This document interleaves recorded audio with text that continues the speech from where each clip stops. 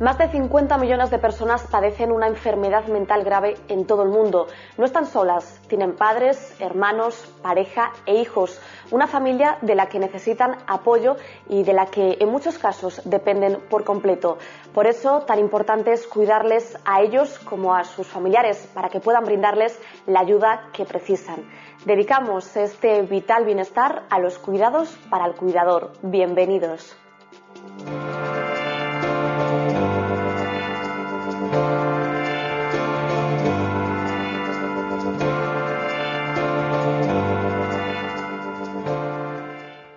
¿Cuál es la actitud que debe adoptar la familia del enfermo mental? ¿Dónde debe buscar apoyos o ayuda? ¿El afectado puede realizar una vida independiente? Son muchas las preguntas que nos planteamos y para que nos dé respuesta hoy hemos invitado en Vital a Esther Monterroso, psicóloga clínica y directora de APEN, Asociación Pro Enfermos Mentales. Bienvenida a Vital, Esther, y gracias por estar con nosotros. Hola, gracias a vosotros por invitarme. Esther, cada familia es un caso particular, no cabe duda, pero ¿cuáles son las primeras reacciones al enterarse de que un familiar padece un trastorno mental? Cada familia reacciona de una manera diferente, también según sea cómo se establece el diagnóstico, la manera de aparición de la enfermedad, pero en general sí que significa un shock para la familia en el que la familia tiene que resituarse como ante cualquier otro tipo de problema grave que aparece en el seno de una familia. Y desde la asociación asesoráis de alguna manera al médico a la hora de cómo debe dirigirse al paciente y también al entorno familiar cuando le comunica que existe ese trastorno, esa enfermedad. En general, cuando llegan a nosotros los pacientes ya vienen diagnosticados y con un tratamiento médico pautado. Lo que sí hacemos a partir de ese momento es establecer una relación en el seguimiento del caso con los médicos, trabajadores sociales de los servicios públicos, ATS, con todos los profesionales que tienen algo que ver en la marcha del problema y implicando a la familia siempre como una especie de coterapeuta más que nos va a ayudar a todos los profesionales que estamos alrededor a la buena marcha del problema. ¿Y hay un perfil específico del familiar que cuida? Cuidador puede ser cualquier miembro de la familia, pero sí que por los estudios que se han realizado y analizando todos los datos que tenemos, vemos que el cuidador principal es la madre, suele ser la madre de la familia, con lo que seguimos con el papel de cuidador de la mujer que sigue estando ahí, ¿no? Aunque cada vez se va perdiendo más. Dada la edad en la que suelen aparecer estas enfermedades, estas madres tienen más de 50 años, no han trabajado o tienen que dejar de trabajar por tener este problema en casa, pierden su vida social. Este sería un poco el diseño del papel del cuidador. La situación será diferente también en función de la gravedad del trastorno mental, pero de una manera global, Esther, ¿cómo le cambia la vida al entorno familiar más cercano? ¿Cuáles son los hábitos que debe modificar? Mira, tenemos que decir que este tipo de enfermedades, las que están englobadas dentro del trastorno mental severo, suelen aparecer entre los 18 y 25 años, con lo cual esos padres, ponte en la situación de que esos padres ya tienen unas expectativas sobre ese hijo que a lo largo de su vida han ido haciendo, estará seguramente estudiando o habrá iniciado su etapa laboral. Entonces, el hecho de que haya este diagnóstico, de que lo que se le diga es que probablemente en algunas ocasiones, en algunos casos no va a poder trabajar, no va a poder llevar una vida con normalidad, igual que el resto de sus hermanos o que de sus primos, eso implica un shock fuerte. La familia tiene que resituarse ante esa nueva situación y tiene que ir generando otras nuevas expectativas que van a ir vinculadas al problema. Es decir, las expectativas irán dirigidas a que se estabilice, a que se tome la medicación, a que genere la conciencia del problema que tiene para que pueda ayudarse a sí mismo. Entonces, después de ese momento primero de shock, lo que intentamos es que esa familia reconstruya la vida para ese hijo y, en la medida de lo posible, ayudados por él, por supuesto. Por tanto, una vez que se descubre el trastorno, que se descubre esa enfermedad mental, ¿cuáles son los primeros pasos que debe dar? ¿Informarse es el primero, informarse sobre la enfermedad? Ese es primordial, el saber el que ellos sepan de qué estamos hablando, qué expectativas podemos tener, cómo puede ir evolucionando el cuadro, con qué apoyo se va a contar en la comunidad, qué se le va a pedir a la familia que haga, cómo tenemos que trabajar con ese chico. Todo eso es fundamental para poder generar una nueva estructura con una visión de futuro positiva. Y claro, hay casos en los que la ayuda es continua, es las 24 horas al día. ¿Con qué ayudas cuenta la familia? ¿Cómo debe organizarse a partir de ese momento? Mira, este tipo de problemas también cursan con brotes. No siempre, no todas las fases son iguales. Cuando hay un brote, digamos, cuando esta persona pues tiene más síntomas positivos, más alucinaciones, más delirios, probablemente necesite un ingreso hospitalario y eso también hay que normalizarlo, porque es para prevenir, bueno, que vaya peor el caso, ¿no?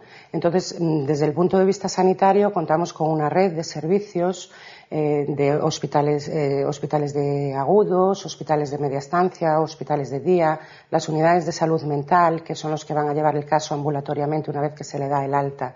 Pero luego viene el día a día en fase estable, es decir, esta persona probablemente pues sus capacidades se vayan mermando poco a poco si no se practican, si no se mantienen al tanto. Y entonces ahí es donde las asociaciones como la nuestra, como APEN, tienen un poquito más de protagonismo, ¿no?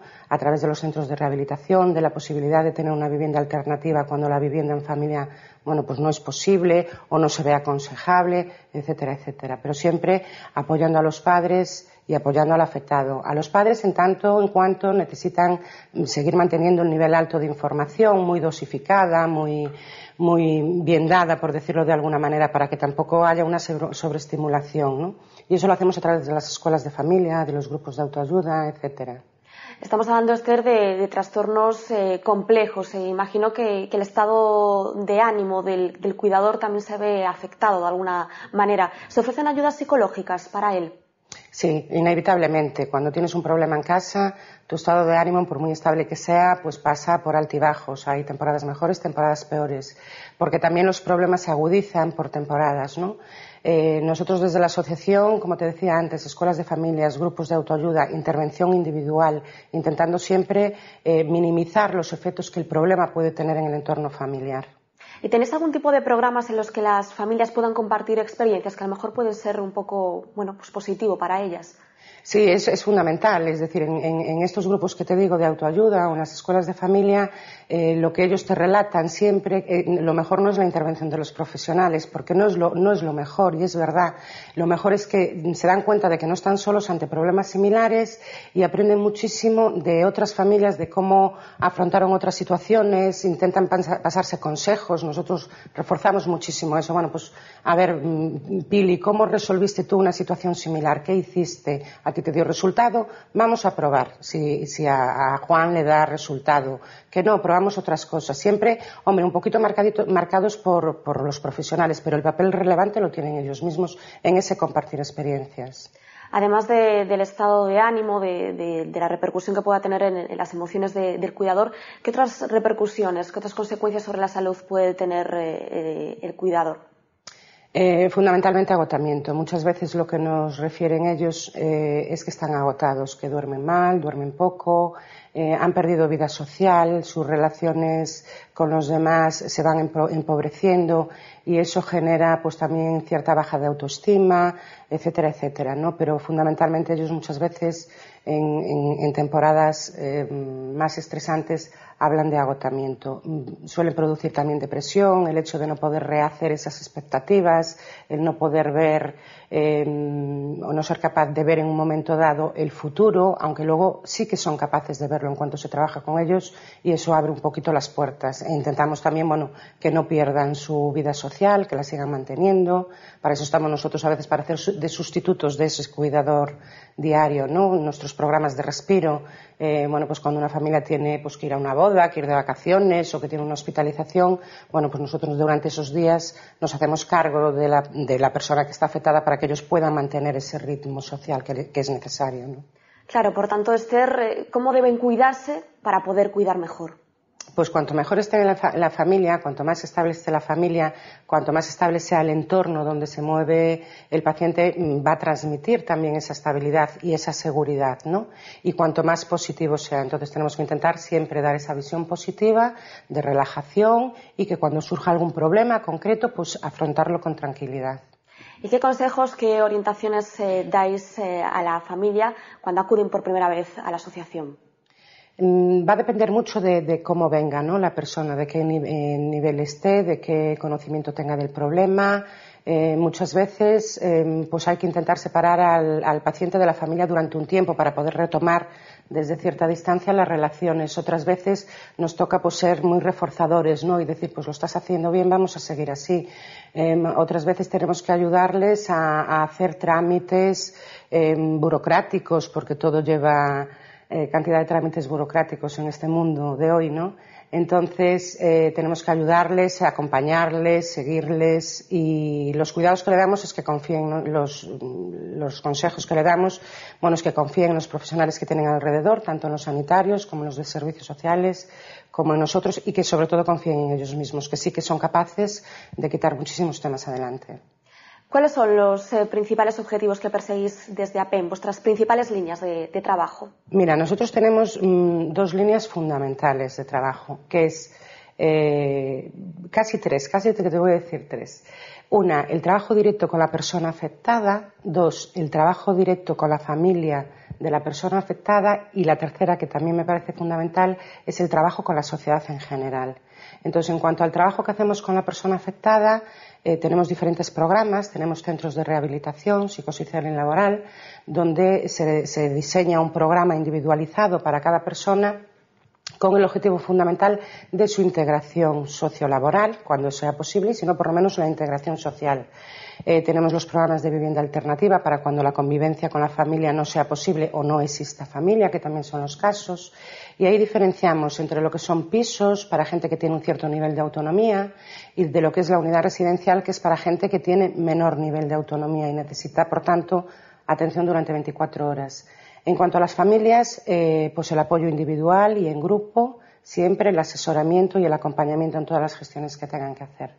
Y en cuanto a la sociedad, pues dar un poco a conocer la visión positiva de la enfermedad mental, porque históricamente siempre se ha tenido como algo que hay que temer, que de lo que hay que escapar y de que hay que guardar, ¿no?, de la vista de todos.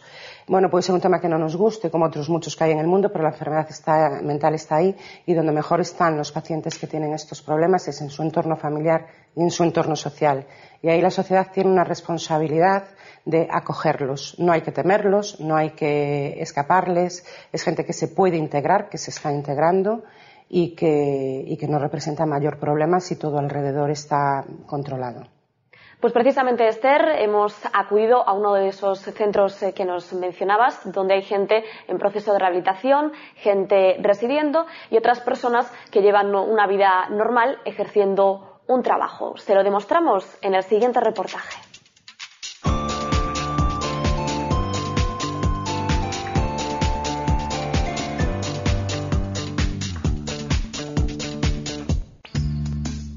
Ola, son Juan, benvidos a APEN.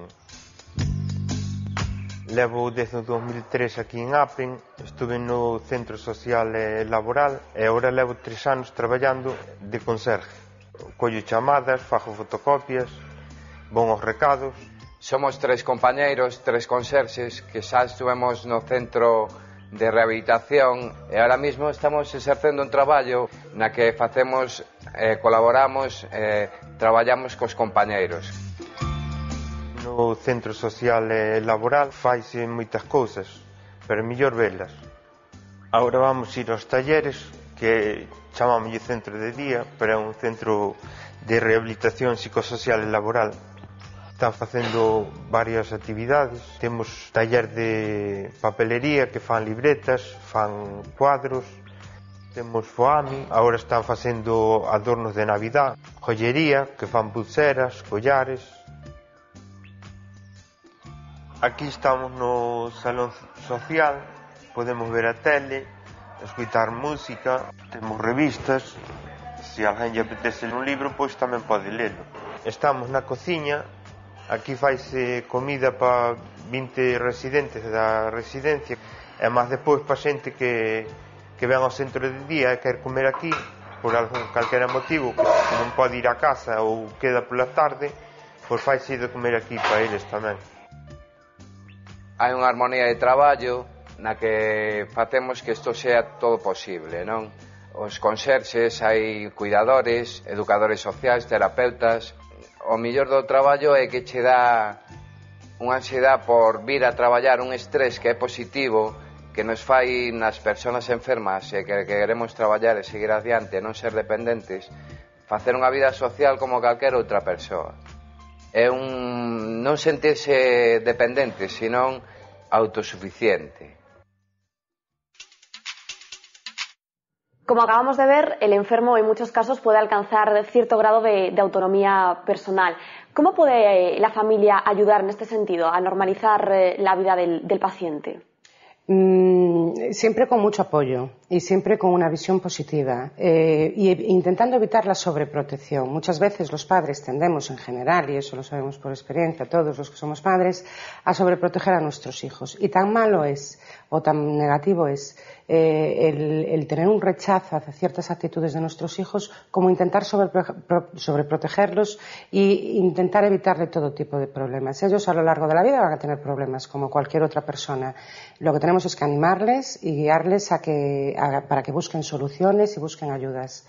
La sobreprotección, insisto, muchas veces nos lleva por mal camino, porque la persona tiende a bajar su autoestima, a sentirse incapaz de hacer cosas.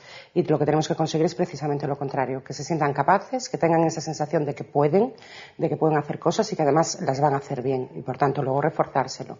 Si a esto añadimos que consiguen un empleo que está remunerado, un ambiente de trabajo agradable y que lo llevan bien, pues conseguiremos que sean felices y que lleven su problema con otro talante.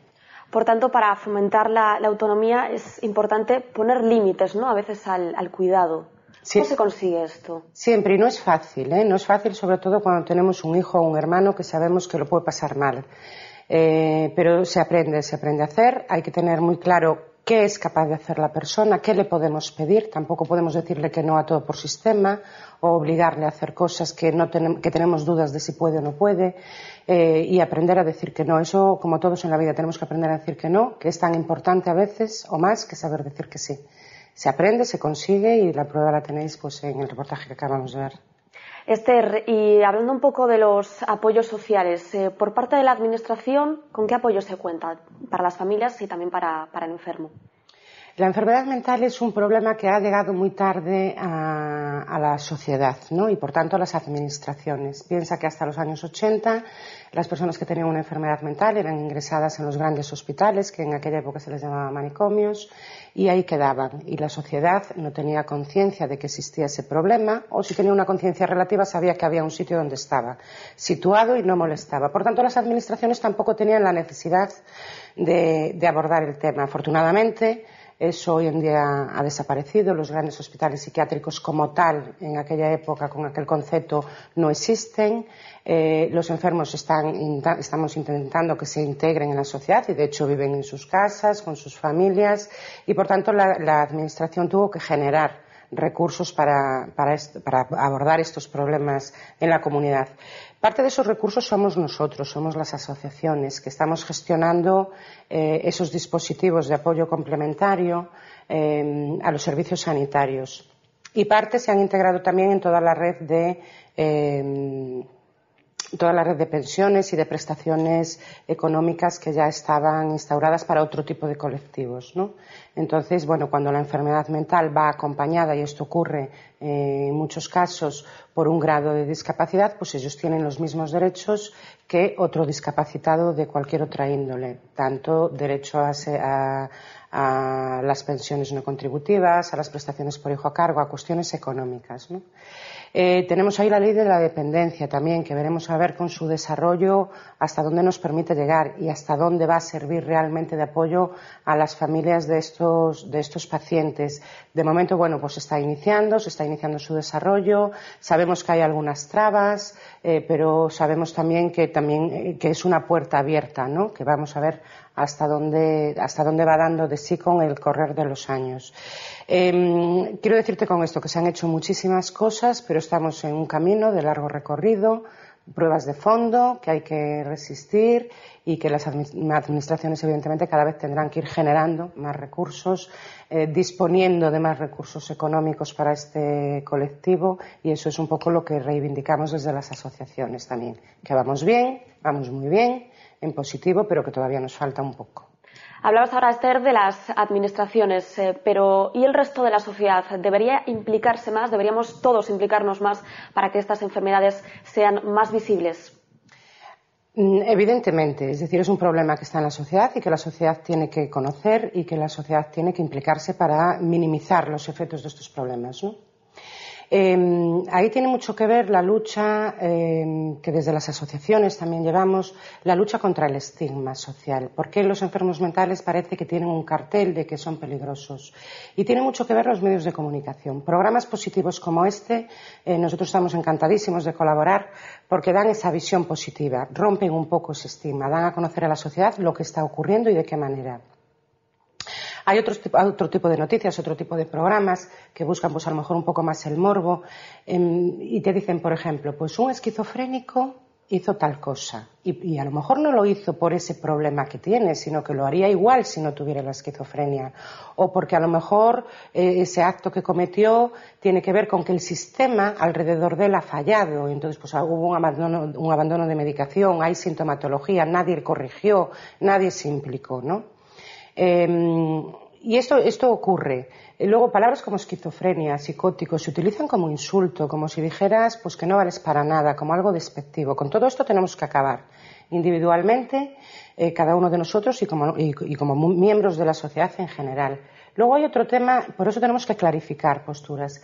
Se confunde muchísimo psicótico con psicópata. El psicópata es una cosa, una persona que tiene una psicopatía, que es una persona antisocial, que es muy difícil de integrar, no tiene conciencia de que tiene algún problema.